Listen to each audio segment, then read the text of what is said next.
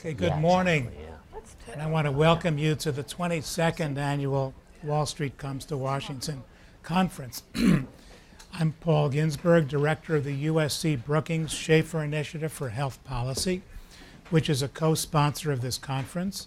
Many years ago, shortly after beginning the Center for Studying Health System Changes site visit studies on changes in the financing and delivery, I perceived how poorly federal policymakers were informed about what was happening on the ground in local healthcare markets.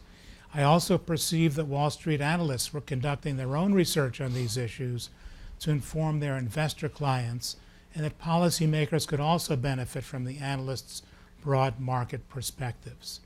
After convening a meeting with analysts in New York to discuss market developments, I invited them to come to Washington the following year and have these discussions in front of a policy audience, initiating what has been an annual event that many people inside the Beltway value for its outside the Beltway perspective.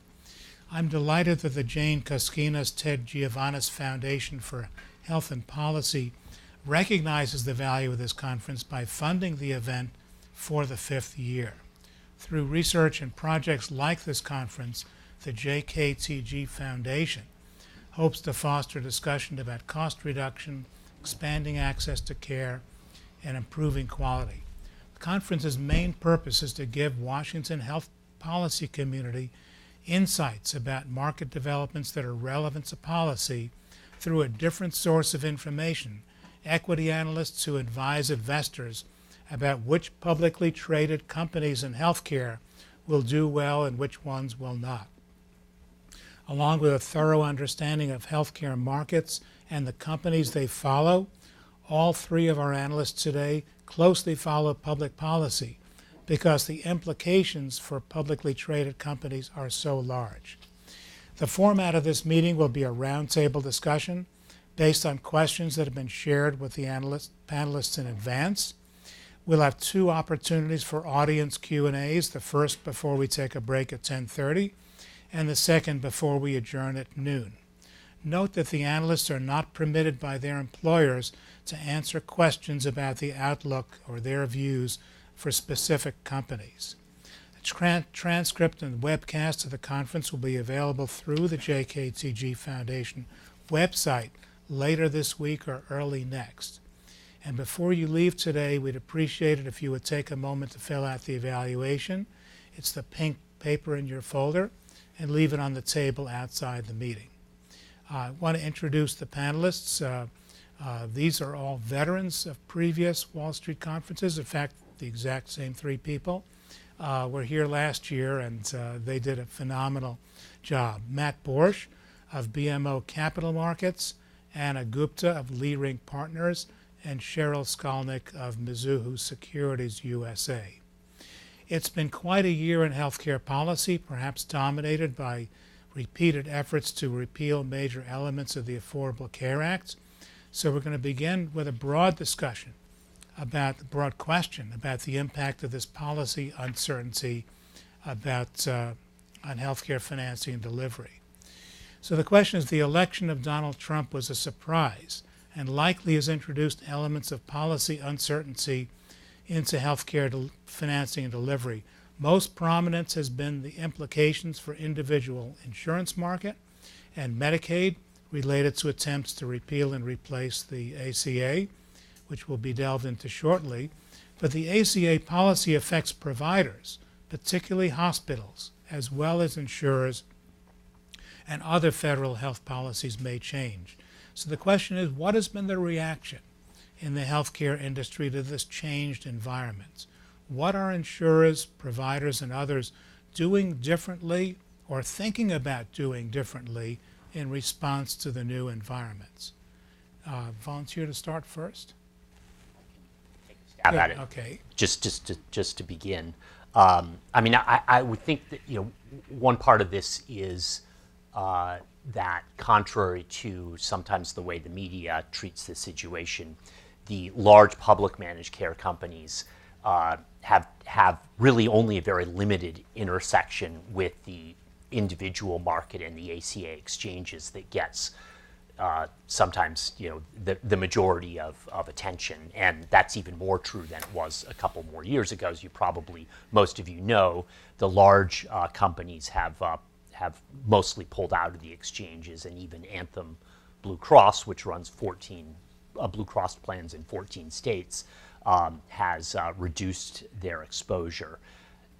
Now, having said that, Medicaid remains, as a source of revenue and earnings, significantly more important to the publicly traded companies.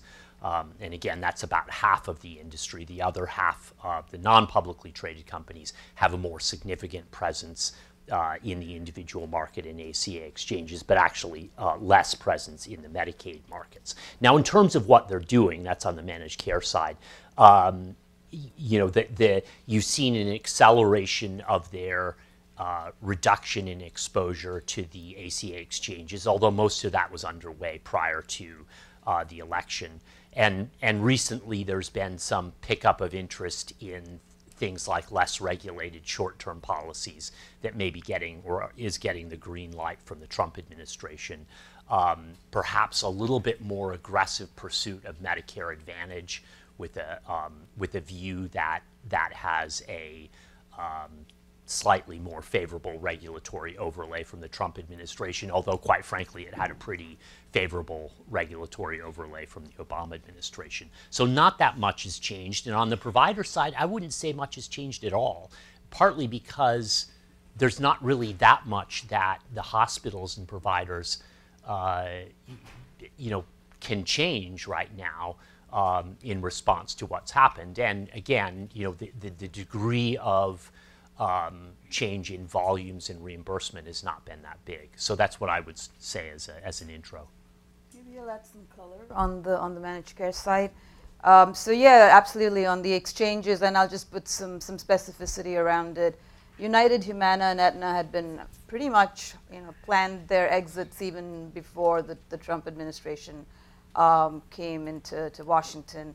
I'd say that the uncertainty around the cost-sharing reductions and the subsidies, the CSRs, have accelerated the exits and the level of presence by Anthem and by Molina. I think that had all of this uncertainty not been there, perhaps for 2018 we would have seen more presence. But Anthem has officially now said in the third quarter that they're expecting 70% of their membership to be gone in 2018. And Molina has now priced up their policies, I think, and especially because there's no clarity on CSRs, somewhere in the 50 to 55% increase. And they're fairly convinced that with the pricing model and the narrow network model that their presence will be very, very minimal in 18. So you have Centene, which is like this bastion sitting there, and we all marvel at them because they've made a lot of money in 2017 as well and continue to expand their presence. And Cigna, to a very small extent. Cigna has never really been a big individual player, has been very cautious about it to start with, but they've continued with the knowledge that it was never meant to be a super profitable market, but they wanted to have a foot in the door if and when this ever took off. Medicaid, absolutely, as Matt says, there's a strong presence there, and names like Anthem have 35% of their revenue in Medicaid, so it's very difficult to kind of walk away. Medicaid expansion is a different source of growth than Medicaid privatization, and so far privatization, we have about, I think, 40% of revenue and 75% of the membership is private, but there's still a huge amount of runway for growth. So it's not just current exposure, but it's the future growth as well. So they definitely want to stick with that. United, Centene, Anthem are the leaders here. Across public and private regionals, and then Molina and WellCare have very, very obviously very sizable presence. Perhaps not leaders, but heavily exposed to it. I did quite a bit of work looking at the various incarnations of repeal and replace. I think Graham Cassidy was probably fairly draconian. They had cut down the funding in total. It was somewhere between 8 to 10%. But there was the shift in mix from the expansion states to the non-expansion states. So on balance, when I looked at company-specific exposure, it was flat to even slightly up.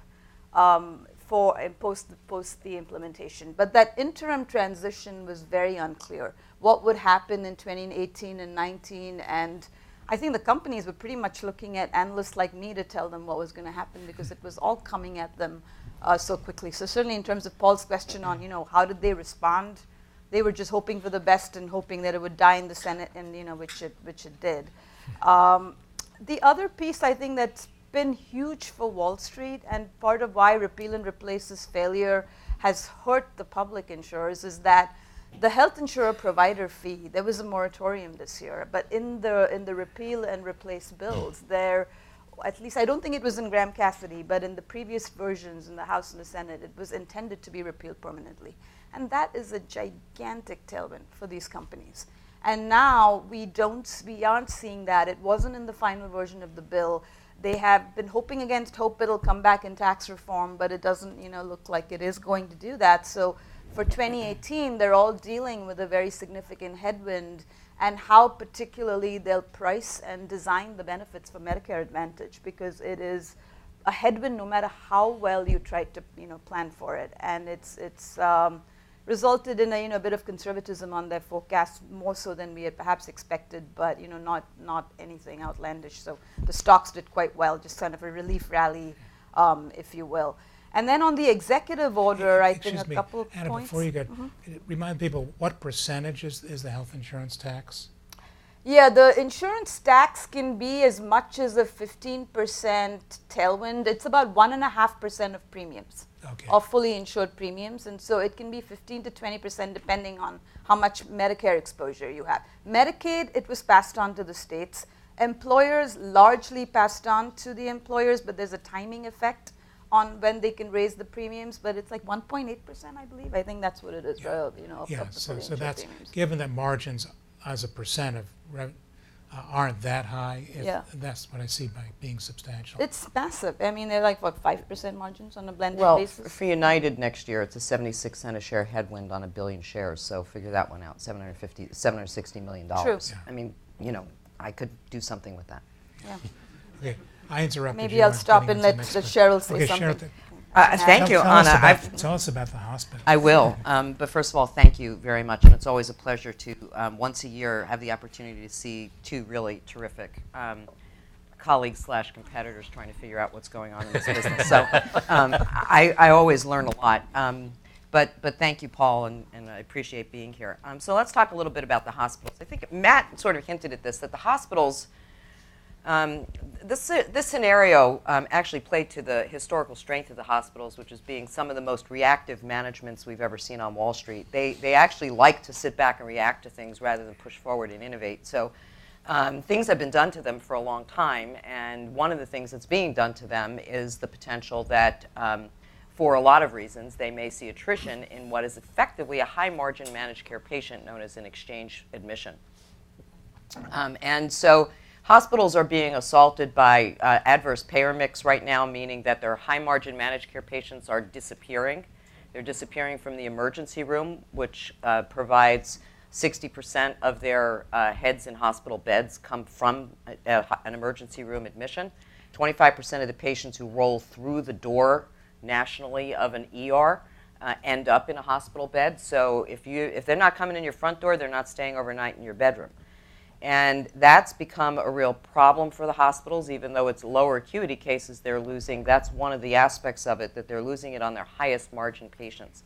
And as exchange volumes are anticipated to moderate, and certainly to have slowing growth, but also moderate, the hospitals don't seem really to be preparing too terribly much for a coming change in not only continued declining and pressure on volumes, but also declining mix, margin, revenue, EBITDA, and cash flow, which is the lifeblood of their business. Now, in terms of policy, I think that they were doing what I think also the health plans were, by and large, not all of them. They were kind of stepping back to the side and as suggested, hoping that the Senate would be the thing that kept them all from disaster. And apart from lobbying a bit on trying to keep coverage, especially on Medicaid, which I think was the most positive impact on the hospitals, and the Medicaid expansion, but also the woodwork effect was very positive for them.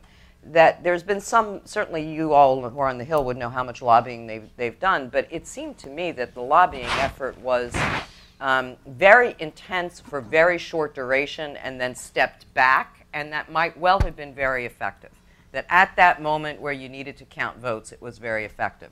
But by and large, they kept their mouths shut. The publicly traded companies on their conference calls, they will not touch health policy or politics other than to say, we think this is a good thing, we would like to see it improved, and that's that. And that is in stark contrast to the discussion around the ACA and whether or not companies, especially providers, were for it or against it. So again, mostly reactive. Lots of bad things are being done to hospitals right now, some of which is their own making, some of which is policy, some of which is just sort of natural evolution of patient health and utilization rates. And some of it is, I think, activism on the part of managed care to try to keep cost trend down, which means reducing the utilization of this very high-cost setting wherever it's medically appropriate. So lots of things happening. Hospitals are doing what they do. They're reacting. Very few of them are changing. And very few of them seem to be running to Congress to try to get any kind of help. I think they understand that that's pretty much futile, so why waste their breath? I'll make one point on hospitals on the behavioral health side, because with this latest executive, yeah? Sorry about that. Okay. Turn this off. With the latest executive order that, that the president put out, it's a weakening of essential health benefits, and you did have a better enforcement of mental health parity and coverage of substance abuse and mental health. I covered 2 behavioral health hospital providers, one of which is mixed acute behavioral universal health services, another one which is a pure play behavioral. I think my sense is that they are a little nervous. They're not super nervous because there is a lot of supply and capacity constraints in behavioral health. So they haven't cut down on their capital expenditure and the construction of new bed adds in existing hospitals and all as a result of this. But it doesn't help their case. And they are seeing managed Medicaid players, and as I said, you're seeing a lot of privatization of Medicaid to manage Medicaid. They're seeing pressure on their length of stay. They're being asked to discharge patients earlier and so on. So they have been saying they could use mental health parity from a legal standpoint, to threaten lawsuits with insurers who refuse to cover patients for an extended or clinically appropriate, length of time. But if mental health parity gets weakened by the executive order, then that's like a downside risk for them. But it's not like Sheryl and Matt said, for as bad as it is for for acute, where you're seeing ED volumes and surgery volumes started to weaken because you have no more new patients there, and even a little bit of the uncompensated care you're beginning to see an uptick, and it's hard to say how much of it is because of high deductible plans and collectability of deductibles from consumers versus a little bit of maybe even attrition happening on exchanges at this point. But they're all sort of impacted to the downside. So let me just maybe I'll try to wrap up my comments a little bit more quickly, but one of the reactions that I had when Paul gave us these questions was a lot of this is almost irrelevant. If you look at the behavior of the publicly traded companies, be they managed care companies or be they hospitals, what Washington is doing in terms of repeal, replace the ACA, and almost even tax reform, it's almost irrelevant because the managed care companies have reduced their exposure to the risky part of this. They're still engaged with Medicaid, and they don't think that Medicaid, I may be putting words in their mouth, but I don't think that repealing the expansion of Medicaid is yet really likely to be passed in the Senate. So they're just going about their business. We don't talk about reform on conference calls anymore. We barely talk about politics. We talk about how is it that everybody's going to have double-digit Medicare Advantage growth rates, and that's going to be true for everyone. We talk about things like, well, what's happening with your cost trend? How are you pricing your premiums? Is there a cycle? Although, credit to Matt, he didn't ask that question on the last United call. Good job. So that's a running discussion. But my point is that the publicly traded companies in Wall Street have essentially moved on from this issue. And not because it's not important what happens here, it's because they know they are helpless as they stand back and watch this chaos, in my view.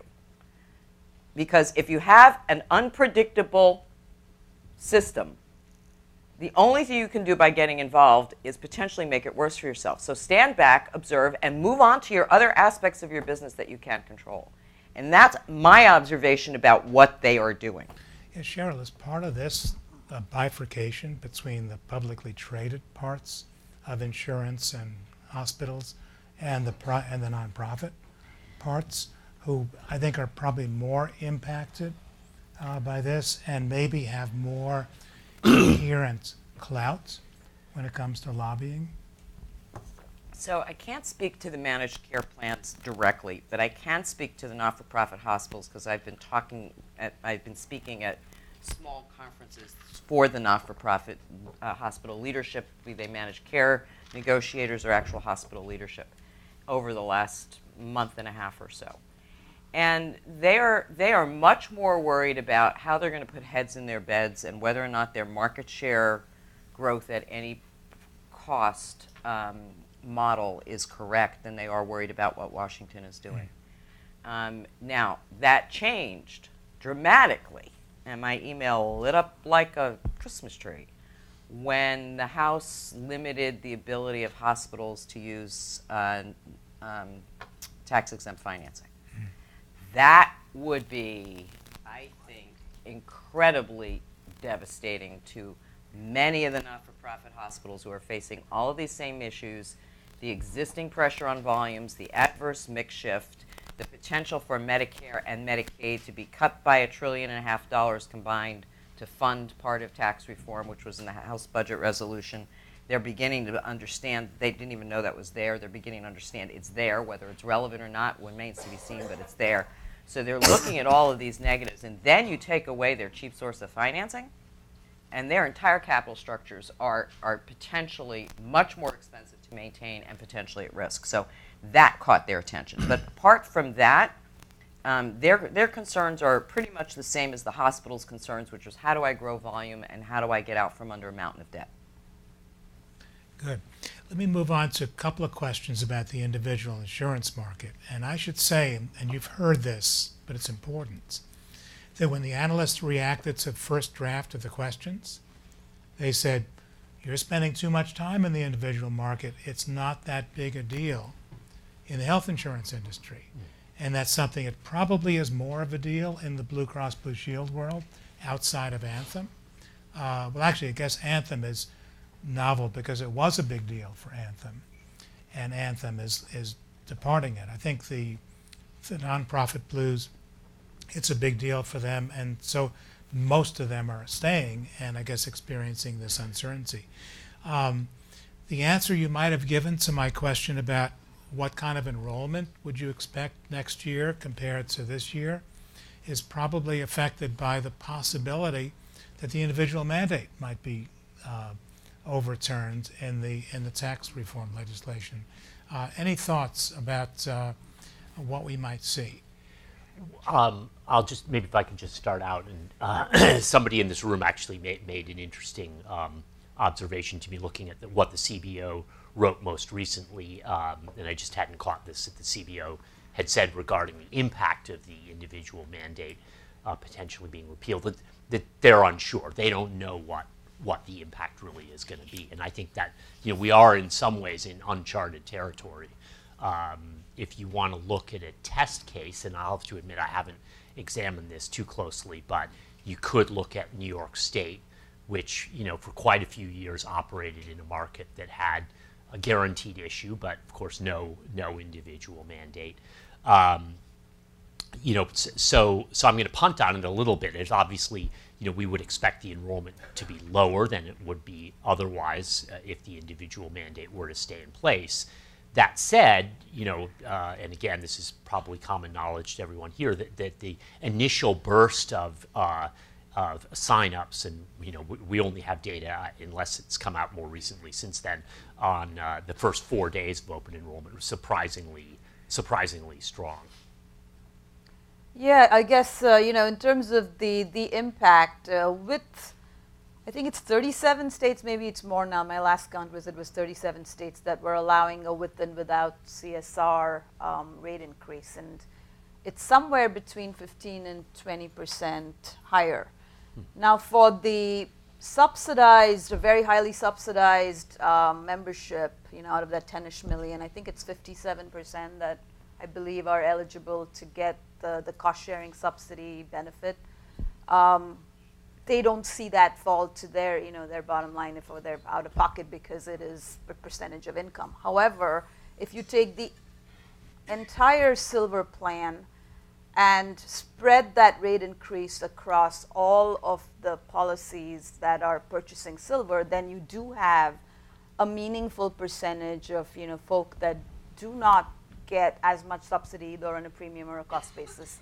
So I think there'll be some reduction probably. I can only guess, and I haven't seen S&P and the other forecasts. I would say it's probably up to 1 million, maybe even 1.5 million or so, that might move out of the exchange marketplaces, possibly into off exchange, possibly get uninsured. I don't think the regulations are out on the executive order yet for some of these folk to be able to, buy a shorter term policy, but I wouldn't be surprised if we end up seeing like an 8.5 million-ish kind of number.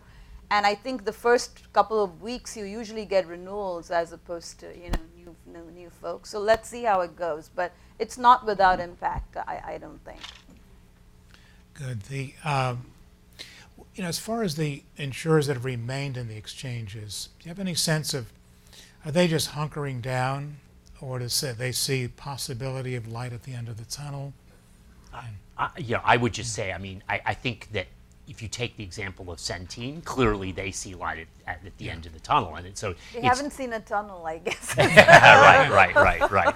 We're all wondering what's going on there. Well, Doesn't it make you nervous, though, that if you're all wondering what's going on, that maybe there's something going on that you wouldn't want to wonder about? I have a neutral on them. That's why.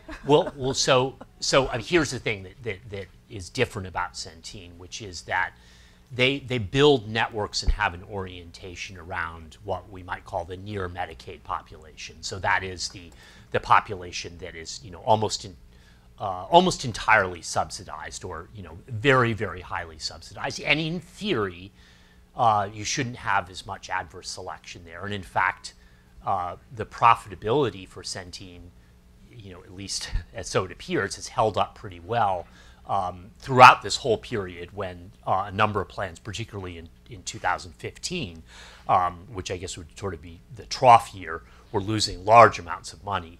Now, whether those assumptions can continue for Centene, since it's taken on a larger presence and is more frequently going to be the only plan available in a number of regions as we go into 2018, although that was true for some regions in 2017, it's going to be a really interesting story to watch as it unfolds.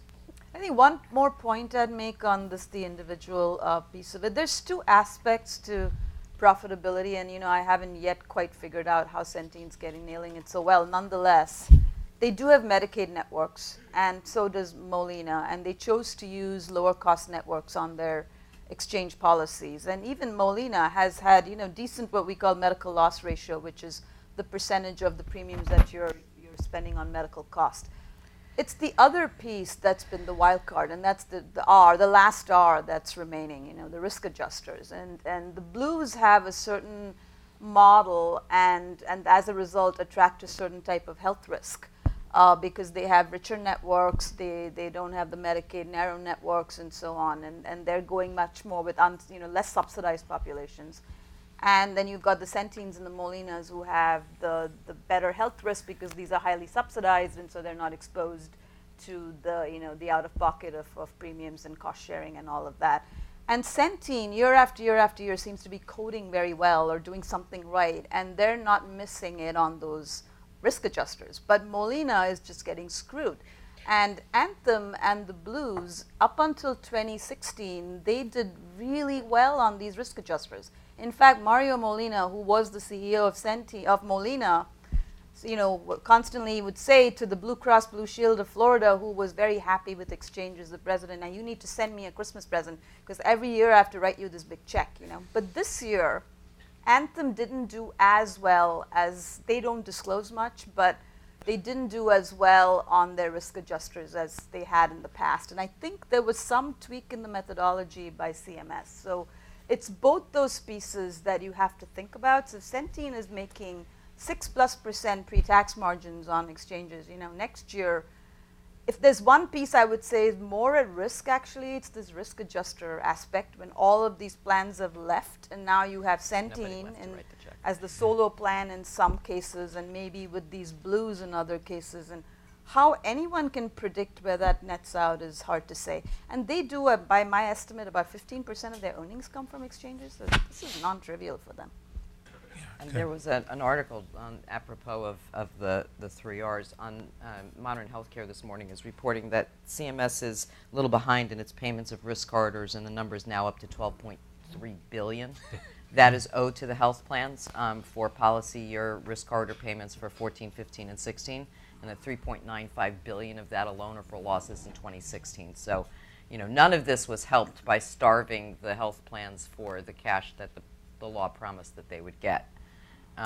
So there's enough blame to go around on why they had such big losses, but one of them was that the feds didn't pay their bills. Yeah. Can I make one final comment on Sure. the individual mandate? My view has always been it's the carrot and not the stick that's making a difference. I know there's no way to 100% prove this. Maybe New York is one example that you can kind of try to say, with and without. But subsidies are the carrot, and subsidies will keep that market at least relatively stable. The mandate, it's, the CBO projections to me are hard to fathom because they have, I think, 13 million fewer people insured. And I know it's, in the future down the road, but if you only have 10 million in exchanges today, it's kind of just hard to see what they look at it based on their original forecasts on Obamacare, which never fully materialized. So I think it's, the CBO is a bit of a mystery, but ideologically the Republicans would vote for this tax reform bill if they repealed the mandate, and it gives them a nice little thing to offset $300 to $400 billion of tax rate reductions. So I don't know that if that is repealed, that next year that's going to be the driver of the issues. It will be to some degree, I think, CSRs and rate increases for those people that don't get the protection on income. So let's just take this down to the local level of politics. When the open enrollment started, you got that raft of news reports coming out of markets that, especially from Trump voters, oh no, I don't have to worry about signing up for that. That's been repealed. So it's not really a surprise. First of all, they didn't know the difference between Obamacare and the ACA, that the difference was equal to 0. Second, now they don't know that the ACA or Obamacare, neither one has been repealed or replaced. Might have been defunded along the way, moderately or extensively, but it's still there on the books. And so I think it's not at all surprising that in the individual markets, you're going to see the people who have made it their business to stay informed, because this is how they get their insurance, to be the ones to sign up before it gets yanked away at midnight by some act of Congress and stroke of a pen.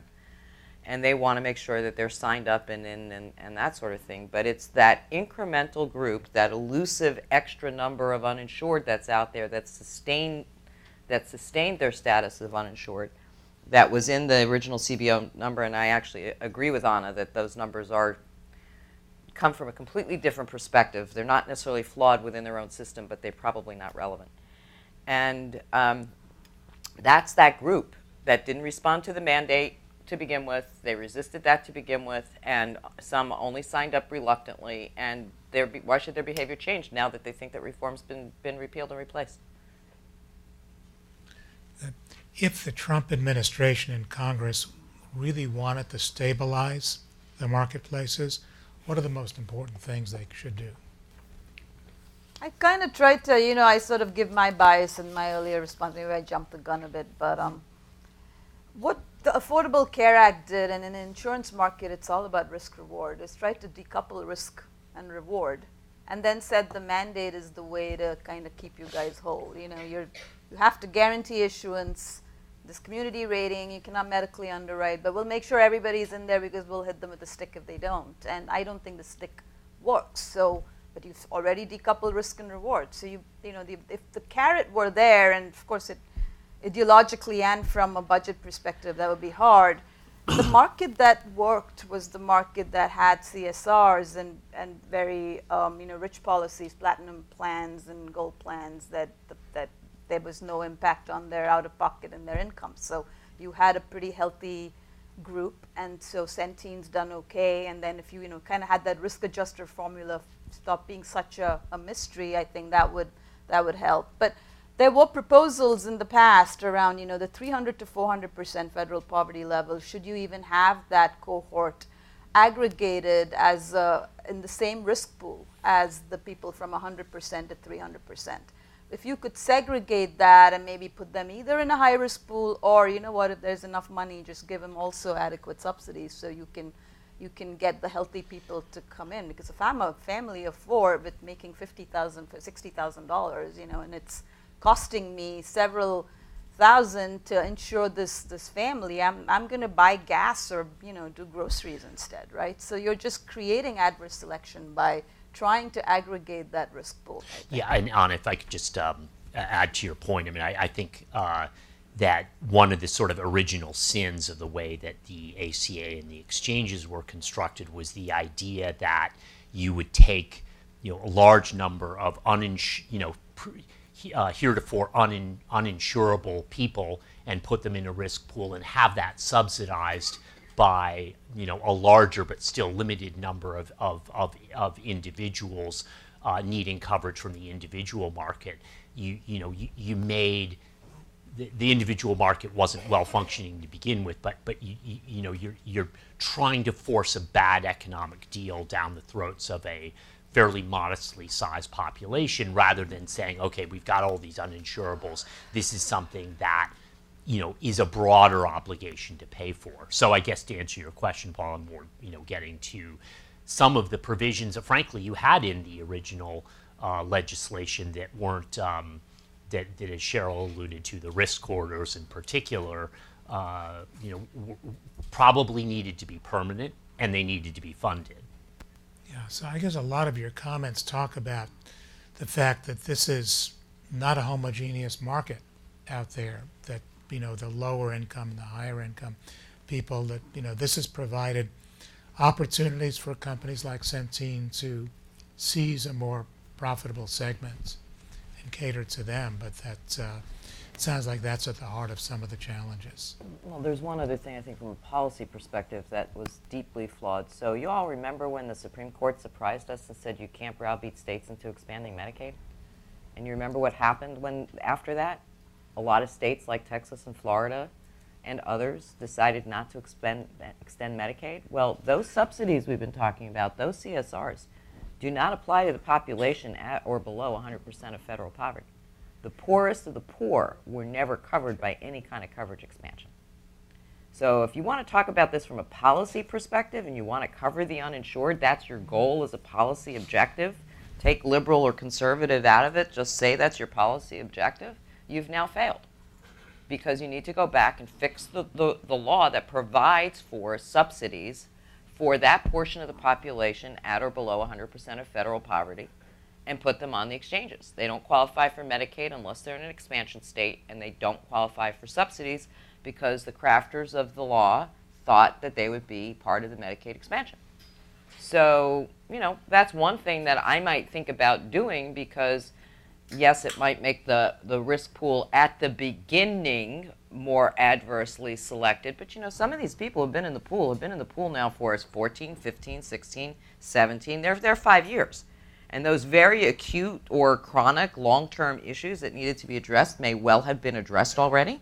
And the population itself may be becoming healthier, older, but of better fundamental health status, more appropriate to their age, given that they have been insured for now 5 years or going on it. So some of the adverse selection may be addressed just by people getting the health care and having it paid for and not being afraid to access. But you have to fix that problem. I think the other thing that you need to do is hospitals have gotten a very raw deal, especially if you're going to pull back on all of the subsidies and all of the mechanisms that were designed to expand the number of uninsured. They paid $155 billion over 10 years in cuts, and they have not earned back $155 billion over 10 years in income. Not hardly. Not at all. The health insurers have also had a lousy deal. They get to pay out of pocket, when it comes to Medicare, the health insurance industry fee that Anna was talking about earlier. There are other cuts. They got the ACA imposed the 85% minimum medical loss ratio. They got a lot of regulation of premium. They haven't exactly, and certainly the publicly traded companies haven't exactly gotten a good deal. So there's a lot of parts of the ACA that made for a very bad deal. You can't go back and rectify, but at least you can stabilize. And finally, tightening up the rules around, we've talked about this before, trust but verify. When people had a special election period, they were gaming the system. They'd get sick, they'd come in, they'd buy insurance, they'd get treated and go home. So you have a 500% medical loss ratio and everybody loses money.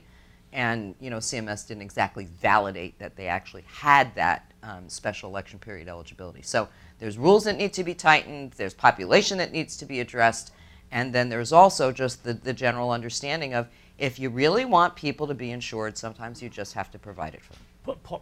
Sheryl, could I just one element of that I just take a little bit of issue with, which is, was it a bad deal for the public managed care companies?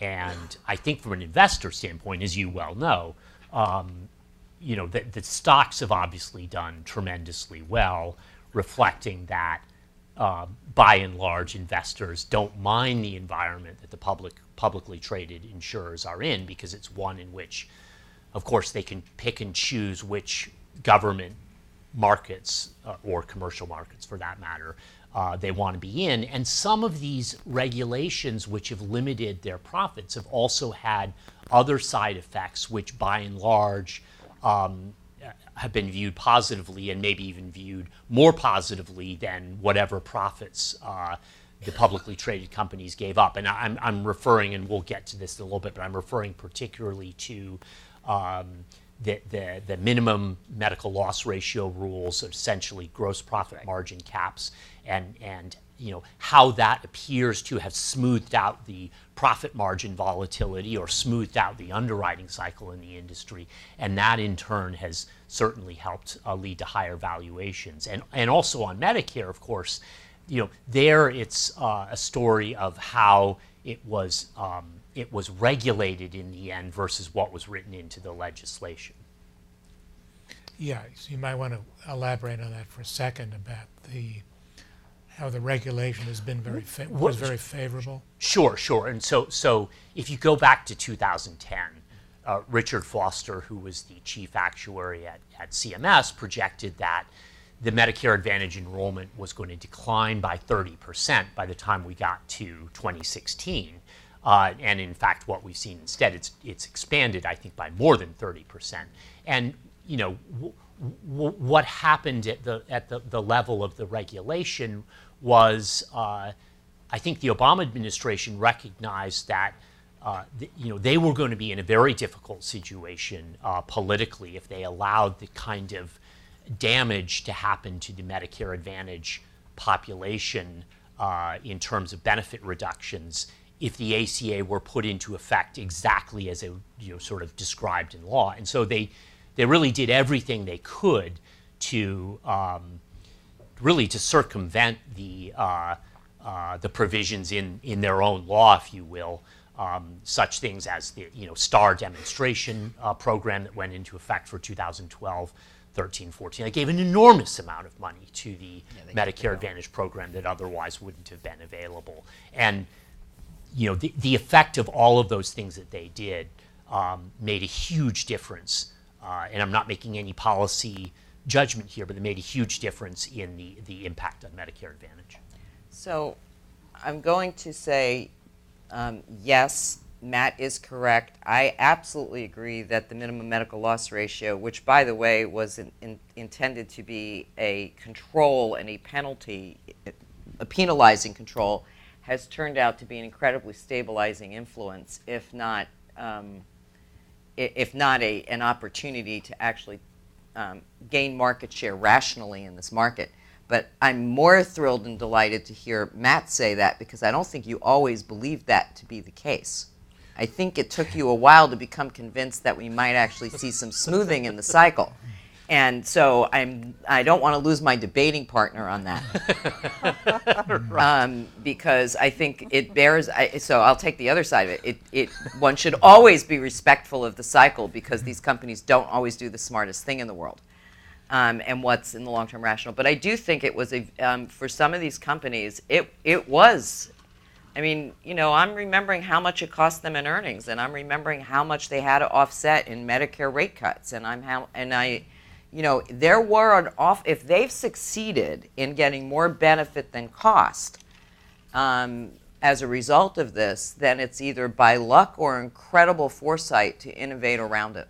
Sorry, one more point on that. Actually, Can I just make one? Yeah, you can. It's not about what. But before you answer, Yes. I just want to say that I've had the perspective before the MLR regulation that the underwriting cycle had become very dampened over time. And I don't know, but you're saying there was still enough left of it? That's exactly, Okay. I think, the point. Just one distinction that, and I agree with you, Sheryl, but I think if you look at the absolute amount of earnings that the managed care companies might have gotten in this period absent the ACA, it would have been higher. But I think from the standpoint of the stock valuation, I would argue, and you know, we can't prove this, but I would argue it's higher now in aggregate than it otherwise would have been without the ACA, because I think investors like an environment where there's more smoothing effect on margins. And you know that. Do you really think they understand that? Not necessarily, other than in the outcome that they see. Yeah, they know they're doing really well. I'm not sure they understand why. Well, maybe not. If I could just come back to, you know, the consumer again, I guess. I like Sheryl's point, I think, around states like Alabama and all, where people make $3,000 to $5,000 a year and they don't have, you know, anything from the ACA. And folk that are doing between, I don't know, 22 and 33K are getting these Cadillac benefits because they happen to be in this little sweet spot that the ACA is supporting is a great one. And I believe at least the Graham-Cassidy bill, and I think some of the earlier bills as well, did change the threshold on the federal poverty level to a lower threshold for Medicaid. You know, I think, Sheryl, maybe I misunderstood, but I thought your point was about exchanges, but they lowered the threshold for Medicaid, because a big reason why the you know, red states did not expand Medicaid was because it wasn't conducive to their problem and where their income tax receipts were in their population. So that's one point. The other point I'd make is, again, you know, back to kind of the intersect between whether we want Wall Street and the, you know, these companies to do well and the stock market to do well versus the consumer to benefit from an entitlement. It's not an either or, you know, and I don't think one should get stuck in ideology, but I did hear the, you know, the former deputy, I guess the administrator, Andy Slavitt, talk at one of our conferences, and the pitch was, it doesn't matter what happens to these insurance companies. We're reforming healthcare. We're not reforming health insurance. We're just going to flood the market with subsidies. What law was he enforcing? You know, whatever he was doing with the ACA. And to look at the analogy, and I say you have a bunch of consumers with, you know, their wallets and wads full of cash, and they're walking into a mall, but no merchant in that mall is making any money, and no one is selling anything. How does it matter how much money you gave them?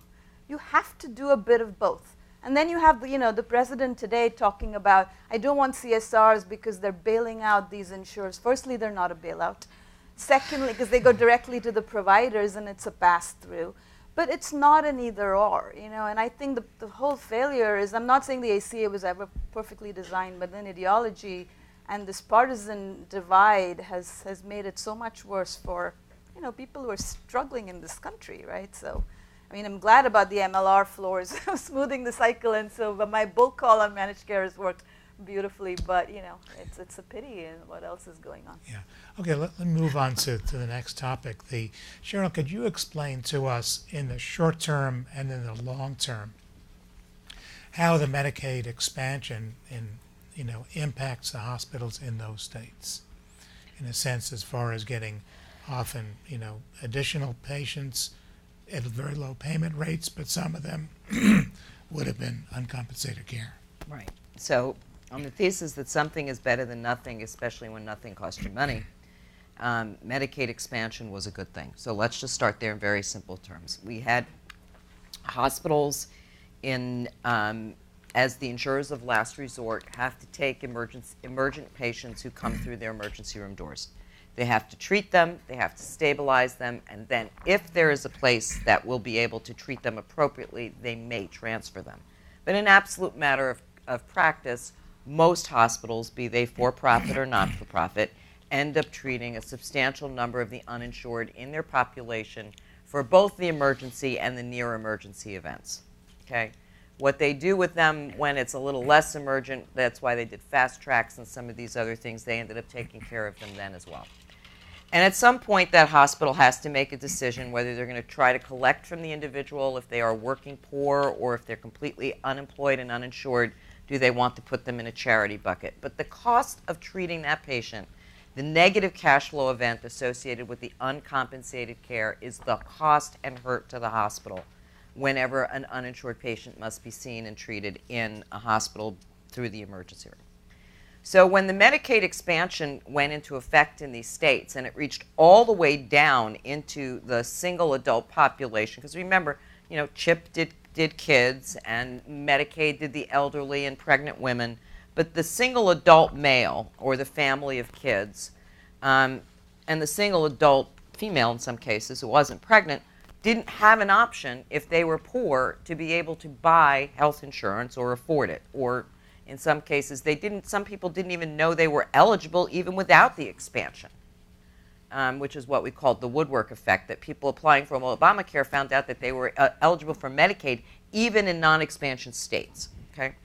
So what ended up happening for the hospital was the very simple thing that in the Medicaid expansion states, a larger percent of that uninsured population got insured. That means they got a card. By the second quarter of 2014, they showed up at the hospital door and they said, treat me. And the hospital said, well, if you're in an emergency, go left. And if you're not in an emergency, here's a doctor who's in our network. Go for it. And that not only creates an initial encounter, but then because the patient now becomes concerned about their health, they're going to get treated, it's going to create a series of encounters. Not just inpatient, not just surgical, but clinical in the physician's office, in diagnostic testing, and outpatient procedures. And in some cases, we even saw Medicaid expansion patients in LTACs in inpatient rehab facilities because some of them had strokes. So that's how it benefited the entire provider community. It's not just the hospital. It's the doctor, it's the outpatient, it's the inpatient, it's the post-acute. That entire community, when people have insurance, they're going to use it. They get treated. Now, in the non-Medicaid expansion states, the difference was that you had what I like to call that Medicaid gap. The poorest of the poor remained uninsured, which meant that you weren't going to be able to collect much for the cost of their care. There's just nothing to collect. And you were unable to get them qualified for Medicaid. So that meant the hospital became the insurer of the last resort, had to bear the cost. For the patient, it means discrete treatments. That emergent event gets treated. Until they're stabilized, they're treated. But there is no diagnostic, there is no preventative, there's no physical assessment and clinical assessment of here's your health status, these are the things you need. So you miss that entire tail of utilization throughout the system that brought that patient from an acute or chronic state at the beginning to a healthier state at the end. So you lost all of that. So that's one of the things for the lowest income part of the population. And that meant that for the most part, companies who were overrepresented in their hospital portfolio in Medicaid expansion states did relatively better, had faster growth rates, saw more improvement in cash flows than hospital companies who had a less exposure to the Medicaid expansion states. And the volume growth was big. I mean, we're talking admission growth of 6 or 7%. I mean, this was pretty significant for the publicly traded companies. Okay, thanks. If you want to continue, you've raised a number of concerns about the financial stability of hospitals with all the policies that either have hit them or might hit them. And are hospitals doing anything about it? I suspect some of them are praying every night. I know I would be. So here's the situation. You know, publicly traded hospital companies have been something called consolidation plays or roll-up plays at their fundamental heart. So what does that mean? They buy it, they fix it, they grow it, they do it again. And when that works, it works like a charm. Okay? You're buying it at a low price, you're fixing it up, you're growing the volume by recruiting physicians, adding services, your margins grow, your cash flows grow, you stabilize it, it generates cash flow so you can go, it's like fixer-upper, you know, you're using one fixer-upper to fund the next one once it gets fixed.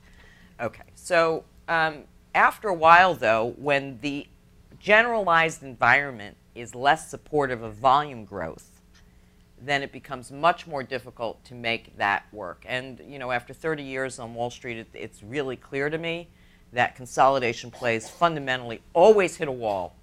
There's always, no matter what industry they're in, you just can't grow that fast indefinitely by acquiring. You have to at some point stop, consolidate, and generate internal growth and really operate what you're doing, operate what you own. So the companies, by and large, either failed to do that or did it unsuccessfully. And also, we now have this greater environment of compressed utilization, declining what they call weakened volume. What we have seen first in the Medicare Advantage, be it with mandates to close gaps in care and STAR scores and the like, we've seen the development. I don't know if you're a believer yet, Matt, my friend at the end of the table, but we've seen the development of what I like to call sort of an activist managed care plan, in the sense that they know that they have to get their cost trends to be stable, if not down. And they know that they have to increase their patient satisfaction. And the way you do that is keep them out of the hospital, send them to the right place for the right reason, at the right cost, for the right time, and that way you get a better outcome, you get lower cost, you get moderating cost trend, and you have a happy patient. You also have a happier doctor, because doctors, I think, fundamentally actually like to make their patients healthier. What you have is a very unhappy operator of facilities, because you're pulling out of the high cost. So if this sounds like value-based care, it sounds a little like mixed up with bundling because you're pulling for inpatient and putting it in outpatient, all of this gets wrapped up. And the way you execute on this is by developing relationships with physicians, and you put them in these high-performing platinum, platinum plus, premier, whatever you want to call it, network. And these are the doctors who's using data and understanding what needs to be done to a patient, and understanding that 9 times out of 10, if you send an elderly patient to the hospital, they'll come home with some sort of infection. And so you might as well keep them out of the hospital, send them someplace where no harm will be done, good will be done, and cost will be lower. Those are the kinds of things that are happening. So right now, hospitals are facing this generalized weak environment.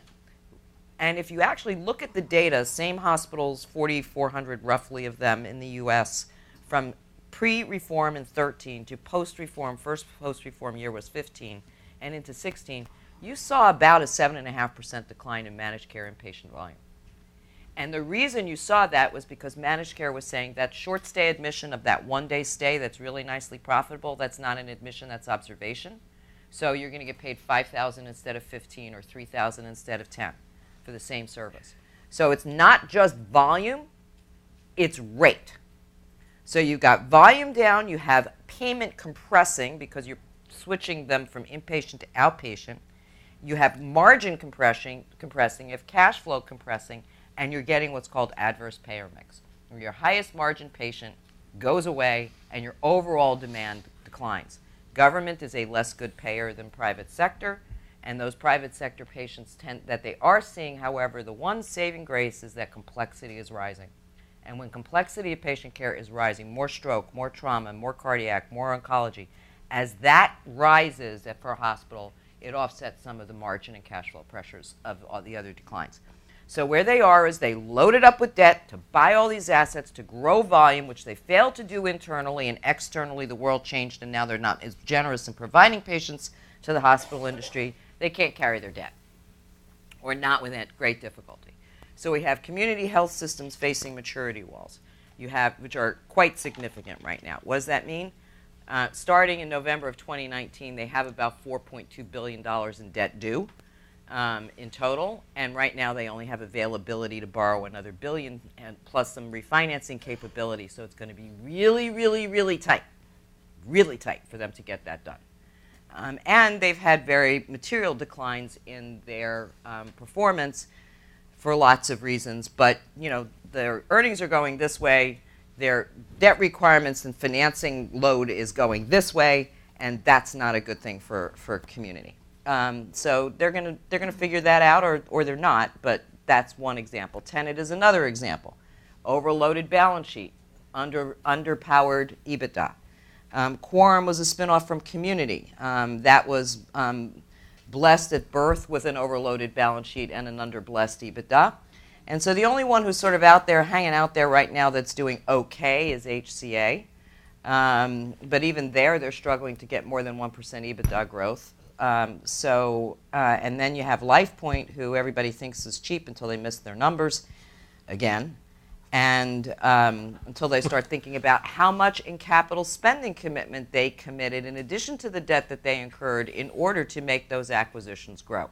So brought it on themselves in part, buy it, fix it, grow it, do it again, didn't work because they didn't fix it and they didn't grow it. And now the market's unwilling to let them do it again. What do? Sell assets, raise cash, hope like hell they can grow their volumes, and pray that Congress doesn't do anything to whack the Medicare and Medicaid rates. Because if it does, this is a very delicate balance right now. Point that Sheryl was making about what managed care was doing to limit hospital admissions and stays. Are you seeing that? And is this with greater use of analytics as opposed to alternative payment arrangements? First, do you see it, and what's your sense of what's responsible?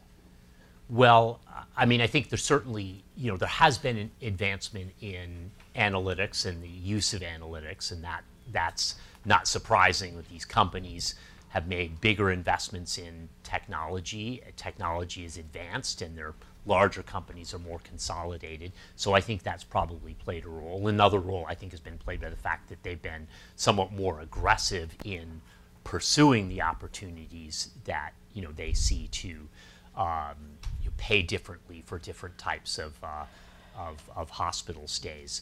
And I guess just to touch on one other issue, which is as we look at the cost trends in general as they've affected the managed care companies, I think one of the things that has been surprising is that trend has stayed so low for so long. I know we're going to get into that topic, so I'll save that for now. But that's certainly a big thing in the backdrop here.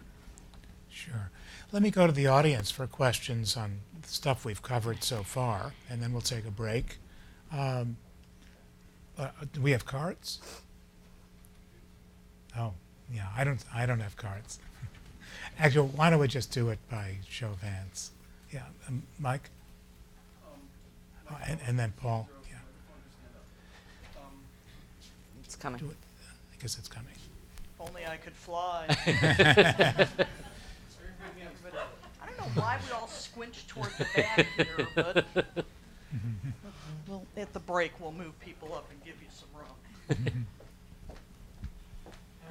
And there are question cards if anybody wants to Thanks. jot Hi, one down. Mike Miller. I've got sort of a global question. The one thing you haven't talked about is the current and expanding crisis on opioids and how that's going to impact any of these sectors and how they're responding or not responding. And maybe it may also be a question for the second session too. I don't know. It's not a question for the second session. Okay. So if anyone has something to say about it, they can. Well, yeah, I'll just say it obviously is something that's taken a great human toll, and it's a national emergency.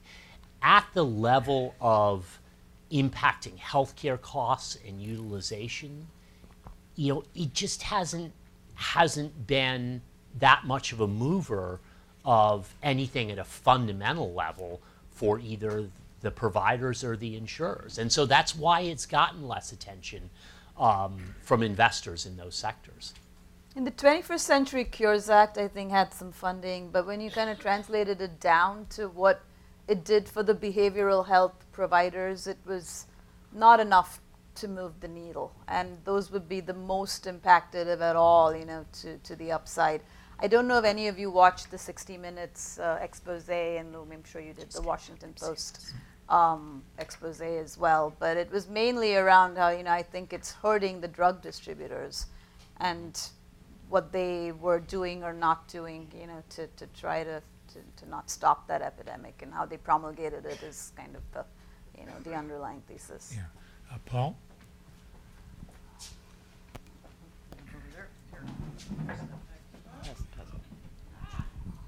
Thank you. Paul Hughes, Cromwell, Altarum Institute. Weren't we getting to the point where the mandate penalties were going to rise to sort of save Actually the day? Yeah. And the part about all the woes of the hospital sector I don't get is that aren't overall operating margins at or near historic highs? So I'll take that. So from the for-profit hospital sector, absolutely not. This is one of the times where you see the bifurcation. Margins have been compressing over the last 4 years, no question. Even as, as soon as they got through 2015 into the first quarter of 16, that was that. Benefit of reform was now a higher comp that they had to beat, and it was a headwind, not a tailwind. And there hasn't been anything to replace it. The accelerating effect hasn't been there. That's the first thing. The not-for-profits, on the other hand, have been having phenomenal years, year after year after year. So there's definitely something cooking either in the markets that are, the for-profits are in, may have different dynamics than the not-for-profits, or it may be something at corporate and behaviors at corporate or management thereof. And I'm sure, again, when you're integrating acquisitions, you're oftentimes not paying attention to your bread and butter facilities. Well, that's fascinating because, in a sense, one obvious possible difference is that when you think about hospitals with clouds, the must-have hospitals, very few of them are investor-owned. So in a sense, to the degree that the hospital market is becoming more consolidated, that it's benefiting, actually that's a separate thing, but to the degree it's becoming more consolidated, this could be the source of a bifurcation. The not-for-profit sector, not every hospital, lots of hospitals are struggling. Some of them are being acquired by dominant hospitals. Others are perhaps just passing from the scene. Mm-hmm. Yeah, we are seeing some of that. Yeah. And I think that the point on being a must-have hospital and network is very well taken. HCA is sort of the one that's keeping its head in place on its shoulders, more so than the others among the publicly traded companies, with the exception of Universal, who's done exceedingly well because they have Las Vegas. But they have pricing power. Yeah, this is the year that the mandate penalties were going to bite, that it was going to matter. Up through now, it's been kind of a toothless dragon. Yeah, and I guess up till yesterday, there was, probably even today, there was still is this enormous uncertainty whether the mandates will be enforced. That's right. Okay. Thank you very much. I'd like to ask you about June O'Connell, lawyer.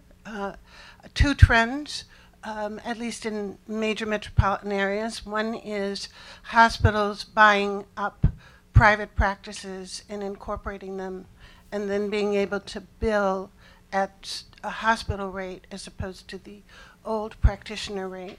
And then secondly, sort of the Walgreens effect of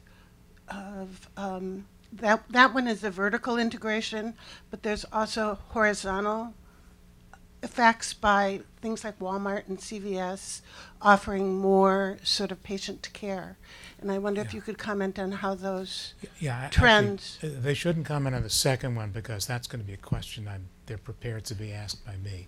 And also we're going to talk about the the physician practice acquisition That's by right. We're gonna hospitals talk later about that. too. So let's, any more questions on the first, Jan?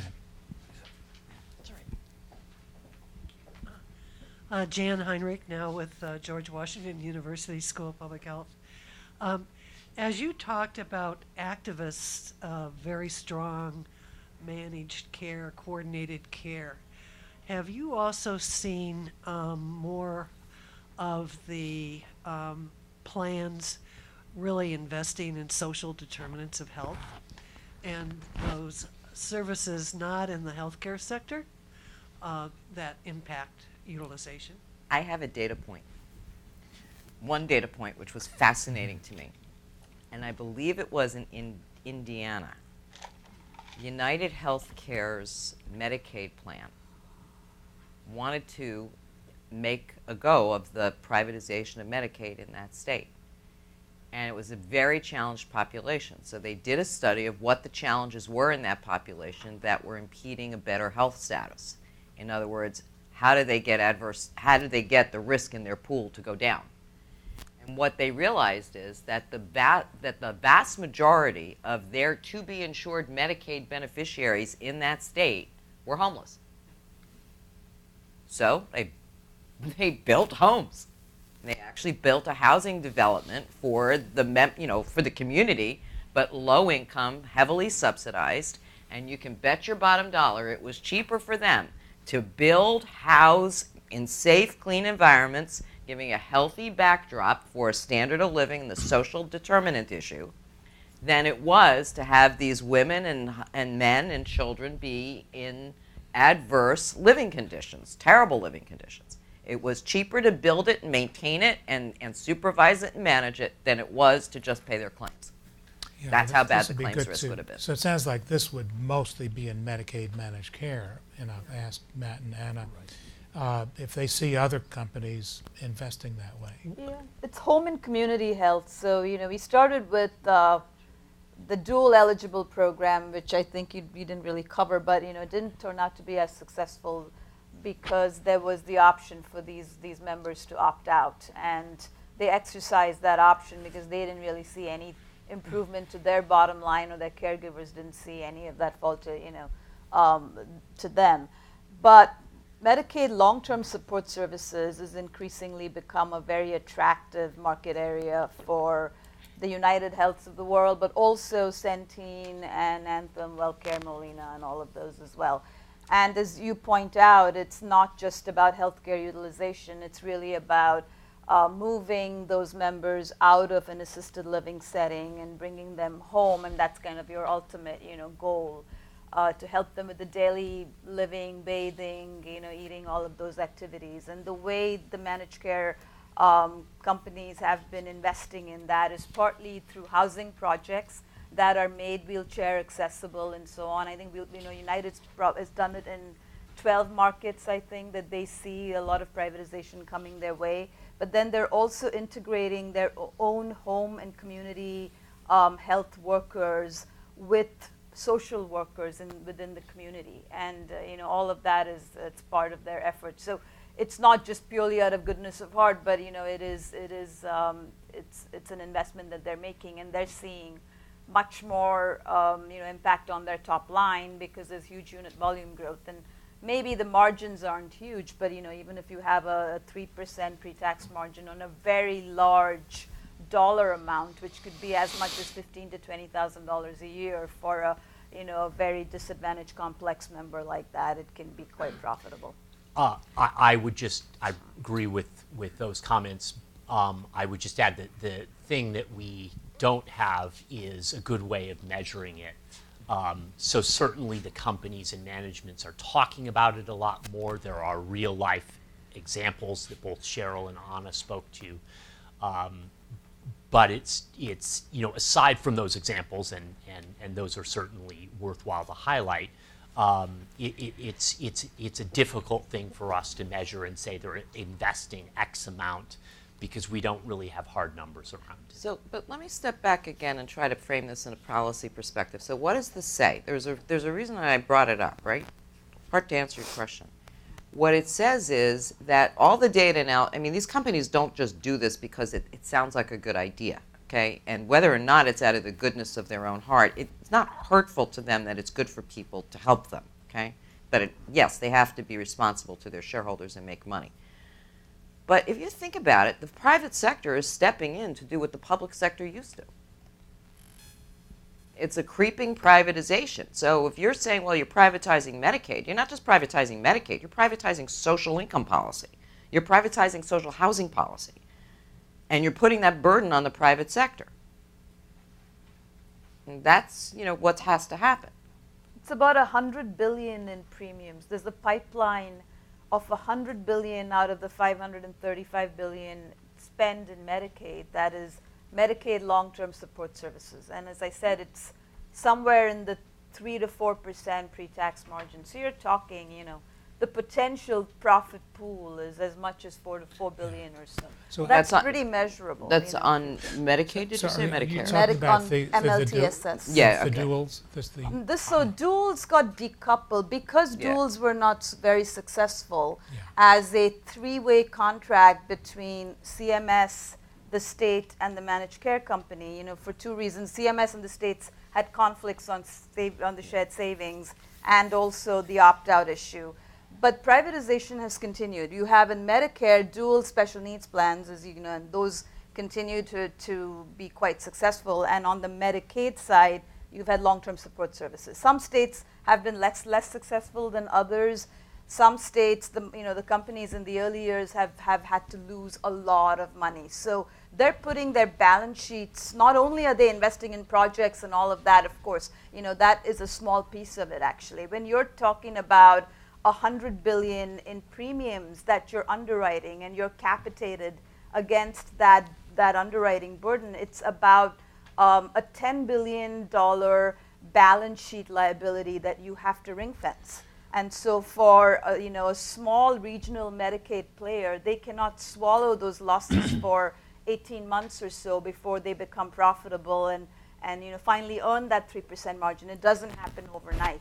And just another insurance sort of tactic that they've all begun to employ, so to make sure that stock analysts don't penalize them for those losses in the early years, is they take what we call a premium deficiency reserve up front. So they tell you they expect to lose money over the next 18 months to the tune of XYZ.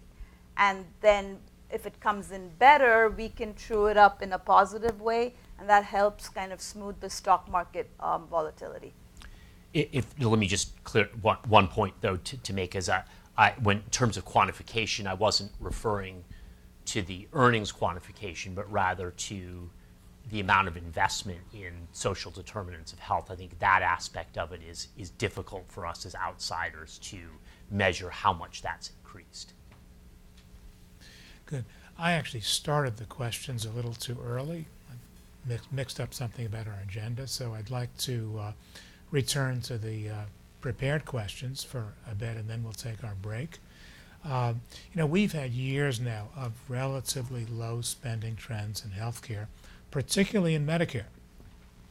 And this, for years we've had debates about the relative importance of the recession and its slow recovery on spending versus other factors that may prove more durable. At this point in time, what's your perspective on where we are and what might be in the near term?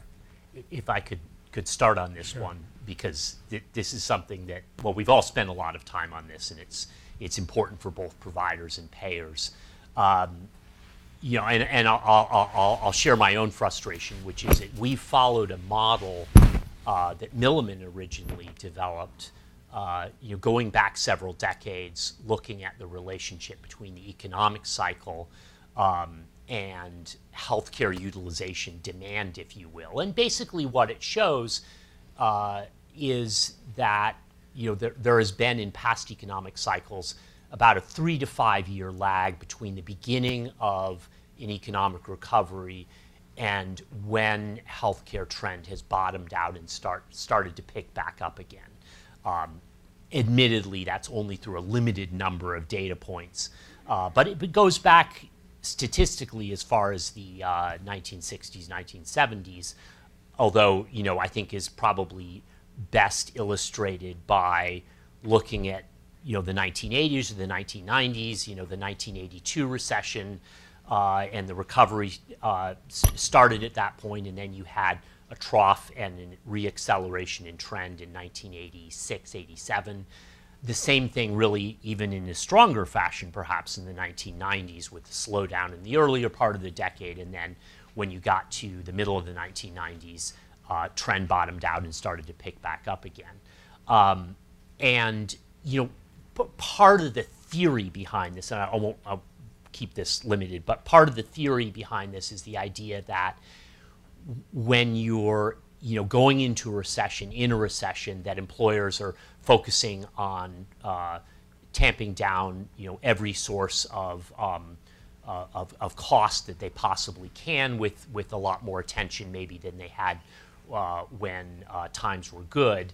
And as it relates to employee benefits and health care, they put into effect measures that usually don't have effect immediately. They have effect when you're already in a recovery stage, and they have multi-year impacts. But eventually the employers, as they see their bottom line recover, as they see the labor market tightening, start to take their foot off the accelerator on those cost control mechanisms as trend comes down and as their profitability increases. Now, the point is, moving forward, we did see some of this cycle recur again in the 2000s in a more moderate fashion, but it was there.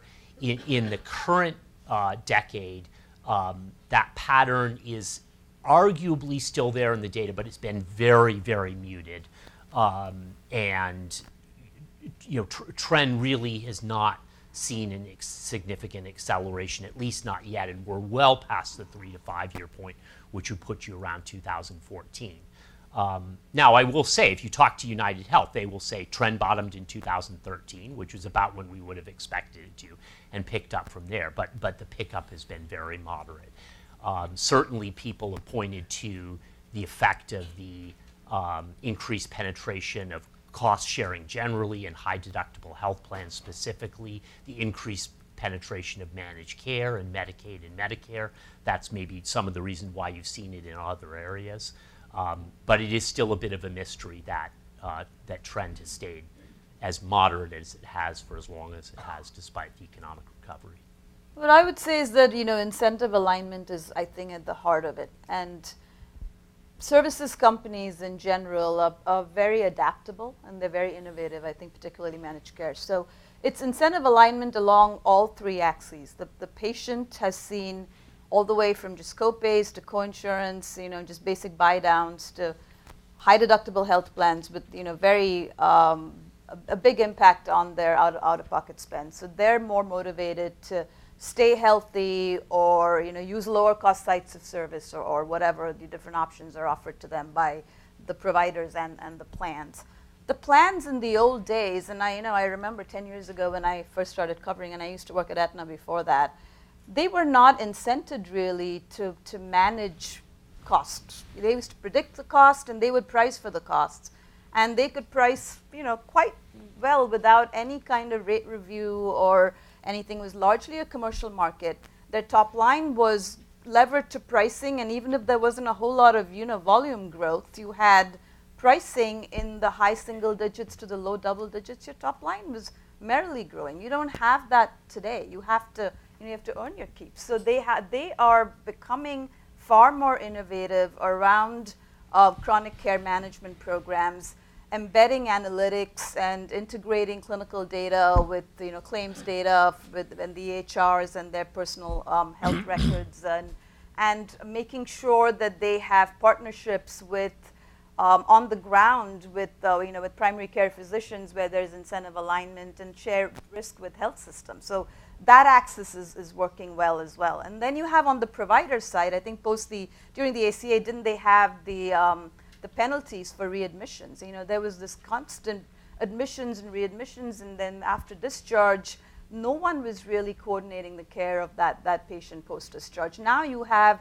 the managed care company, and there's home health providers, and so that's part of the reason the hospital companies, as Sheryl's talking about and painting this very bleak picture. It's becoming, it's a result of all of that incentive alignment. It's easiest with the primary care physician access in Medicare Advantage, which I think is the perfect value-based care model. And in some ways, CMS has been trying to play catch up with them, Medicare shared savings plans and other various alternate payment models. But Medicare Advantage with a fully capitated primary care doc, and the plan is getting $12,000 a year. The physician is told, we'll do, I don't know what kind of, there can be any kind of models, but it's a shared savings model. If you can cut your medical loss ratio by 10% and you get 5% of the spoils, wow, I mean, you're golden. As the primary care doc, where your incentives had been getting worse and worse, I think it's kind of the resurrection of primary care. I've talked to startup companies who contract now with United and WellCare and Humana and others like Iora Health, who have said their medical loss ratio is in the mid-60s. I mean, that's shocking. It's shocking. The managed care company is got a maybe 85% medical loss ratio. So they're doing somewhere on, on our GAAP income statements, 80 to 85%. But there is a huge incentive for that primary care doc to keep that patient pool healthy. And that's why you're seeing spend in Medicare going down. And CMS is emulating that not as well, but they're trying to play catch up with MSSP and other bundling and other pilots, which have had mixed success in my view. But it's because they're emulating the private sector, really, here. Yeah, so one implication of what both of you said is that this modest cost trend may continue for some time because, this is not cyclical. The basic things It's a have structural changed. change. They're Yeah. really structural changes. There's one other aspect. It's called technology. So when a patient needs care, they're going to look, they'll have their app on their phone. It's tied to their health plan. It's going to say, here are the covered places where you can go for what happened to you, what do you need, okay, you need urgent care, you need emergency room. First, it's going to send you to urgent care, and then it's going to send you to the one that's most cost-effective in its network. And it's all on your phone. And I don't know about, people in this room, but, I'm not a millennial. I do almost everything on my phone. But millennials do everything on their phone. And they don't pick up a phone unless they're going to do something that requires pushing it rather than talking into it. So this phone is going to determine where healthcare, at least at the potentially non-emergent level, where it's going to get delivered. And if you're tied into your health plan on your phone, that health plan has an opportunity to send you to the right place at the right time for the right care. And it's not going to be a hospital-based outpatient unit that charges twice as much as a freestanding outpatient unit for half the quality. It's going to be the opposite. It's going to be the higher quality, lower cost one. So don't discount the revolution that technology has finally made in healthcare. We're no longer celebrating hospitals getting their first fax machines, which did not happen that long ago. We are now really should be thinking about when a consumer is making a healthcare choice and they're using technology, what is that system, what analytics are tied to it. So sorry. What are the behaviors that are going to dictate who they go see and where they go see it, how much they use, and how much it's going to cost.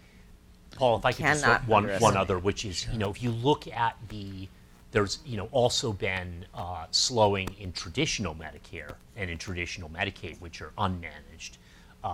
And so a little bit of a mystery there. I think, maybe there's some part explanation in the fact that we've reached a saturation point or had reached a saturation point on certain kinds of utilization.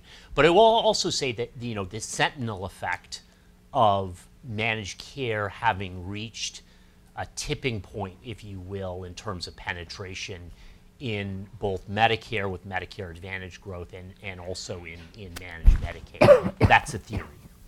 Yes, in a sense, economists call that the spillover effect, that so much of your work is in managed care that you're going to practice the same way in the unmanaged sector.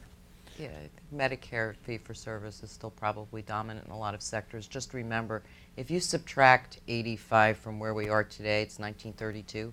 1932 is a low birth number year. So we have another year or two to go through from the Great Depression before the 85-plus generation starts growing again, where most of your healthcare utilization comes from. So if you want to just throw in a graying of America and the number of old, this is absolutely affecting nursing home admissions right now. They are 100%, the operators are seeing this. So just remember, population dictates utilization as much as anything else. It's an important variable you have to consider, and right now the old population is at a lower point than it will be 2 to 3 years from now. Does that mean that trend is accelerating? I don't think so. I think trend, you have to be careful how you measure it. Huh? Sorry, I was just going to jump in to throw in a number to your argument, Yeah, which please is do. 2027. Thank you. That's when the leading see. edge Hold of on, the baby this boom is- population And turns can I 85. throw a couple more numbers? I think Sure. no discussion on spending would be complete without a talk of, at least some acknowledgement of what Optum has said as the vision. Optum is part of United Health. And they have targeted 75 markets. 30 markets they say are now pretty well populated. They're buying up all of these large specialty, but largely primary care practices in those markets, building out an ambulatory platform, which they called Optum Care, across, to some of Sheryl's points on the urgent care, where they bought a company called MedExpress, and ambulatory surgery centers, where they're building off a format called Surgery Care Affiliates, which was a public company that they just bought. And then they have Optum Insights, where they're connecting that patient record across all of these various care delivery points seamlessly, integrating electronic health record clinical data with claims data. And the two numbers they put out, which are staggering, I think, is they're seeing for United Healthcare insured patients 50% lower bed utilization in their Optum Care, Optum populated markets. And they also have the pharmacy benefits manager, and we'll talk more about some of all of that's happening.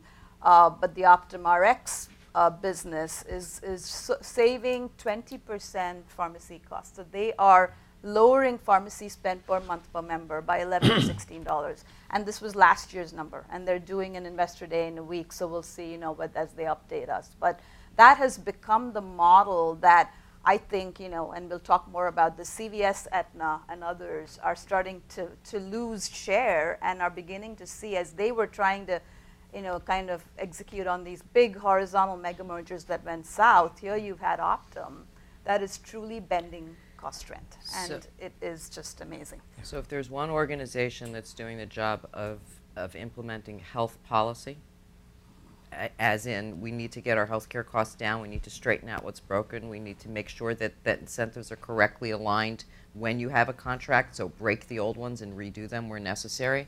The only one that I see as being capable of doing it and having any scale right now is Optum. And they've done a lot, but if they stop where they are now, they're not nearly done. There's a lot more to do because the healthcare system is still incredibly broken. Yeah, well, this has been fascinating discussion. Let's take a 10-minute break now. We'll start at, say, 10:50.